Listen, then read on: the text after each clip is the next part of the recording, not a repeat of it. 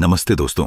क्या आपने कभी सोचा है हजारों साल पहले जब इंसान के पास न अस्पताल थे, न दवाइयां, न कोई वैज्ञानिक प्रयोगशाला, लोग बीमारियों से कैसे बचते होंगे, कैसे वे लंबी उम्र जीते थे और मानसिक शांति भी बनाए रखते थे?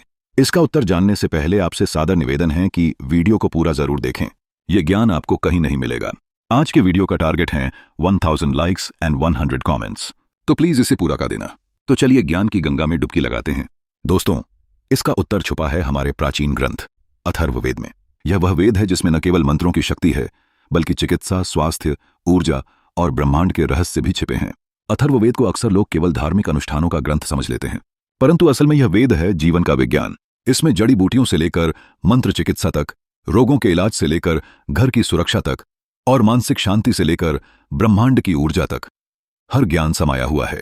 यही कारण है कि इसे औषधियों और मंत्रों का खजाना कहा गया है। इस वेद में बताया गया है कि हर पौधे, हर जड़ी बूटी में एक शक्ति होती है। अगर सही विधि से उसका उपयोग किया जाए तो वह गंभीर से गंभीर बीमारी को भी ठीक कर सकती है।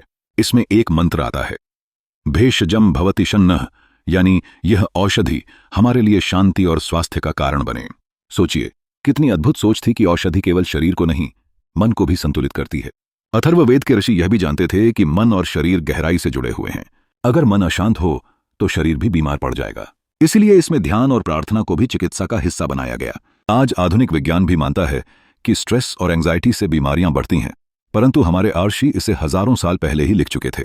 इस ग्रंथ का सबसे रहस्यमय पहलू है ध्वनि और मंत्रों की शक्ति। अथर्ववेद कहता है कि हर ध्वनि एक ऊर्जा है। जब हम मंत्र उच्चारण करते हैं तो एक विशेष कंपन उत्पन्न होता है। यह कंपन वातावरण को शुद्ध करता है और शरीर की ऊर्जा को संतुलित करता है। आज विज्ञान इसे साउंड थेरेपी या वाइब्रेशनल मेडिसिन कहता है, लेकिन हमारे ऋषियों के लिए यह एक जीता जागता अनुभव था। अथर्ववेद केवल स्वास्थ्य तक सीमित नहीं था, इसमें युद्ध और सुरक्षा से जुड़े मंत्र भी थे।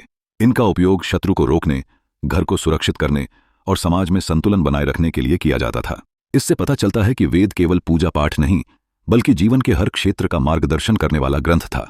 अथर्ववेद में ऊर्जा के विज्ञान का भी गहरा वर्णन है। इसमें कहा गया है कि ब्रह्मांड की हर वस्तु ऊर्जा से बनी है और मनुष्य भी उसी ऊर्जा का हिस्सा है। अगर हम अपने भीतर की ऊर्जा को नियंत्रित कर लें तो हम जीवन को स्वस्थ, लंबा और आनंदमय बना सकते हैं। यही कारण है कि योग और ध्यान जैसी परंपराएं इसी वेद से प्रेरित होकर आगे बढ़ीं। आज पूरी दुनिया भारतीय योग, आयुर्वेद और मंत्र चिकित्सा की ओर आकर्षित हो रही है। लोग पश्चिम में भी मानने लगे हैं कि शरीर और मन का संतुलन दवाइयों से नहीं, बल्कि जीवन शैली और ऊर्जा विज्ञान से संभव है। यह वही सत्य है जिसे अथर्ववेद ने हजारों साल पहले उद्घाटित किया था। हम भारतीयों के लिए यह गर्व की बात है कि हमारे ऋषियों ने वह खोज की थी जिसे आधुनिक विज्ञान अभी तलाश रहा है। लेकिन दुख की बात है कि हम खुद अपने ही खजाने को भूल चुके हैं। हम पश्चिम से प्रेरणा लेते हैं, जबकि हमारी जड़ें ही सबसे गहरी और शक्तिशाली थीं। दोस्तों, अथर्ववेद हमें सिखाता है कि जीवन को पूर्ण बनाने के लिए केवल भौतिक साधन काफी नहीं है। असली शक्ति है मंत्र, औषधि और आत्मशक्ति का मेल। यही वह गुप्त विज्ञान है जो आज भी हमारी समस्याओं का समाधान दे सकता है।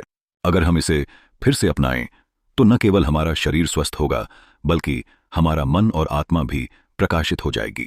यही है अथर्ववेद का छुपा हुआ ज्ञान।